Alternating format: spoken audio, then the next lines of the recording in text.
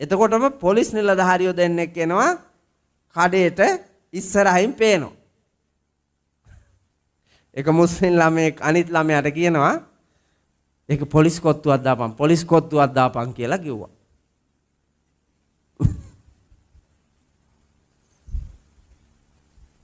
ඒ ගමන මං එන්න කිව්වා ළඟට. මහෙන් එන්න මහෙන් පොලිස් කොත්තු. ඒ ගමන කොල්ලා මට කියනවා ස්වාමීන් වහන්සේ මේ අයගෙන් හරි කරදරයි. හැමදාම ඇවිල්ලා නිකන් කාලා යනවා. සල්ලි දෙන්නේ.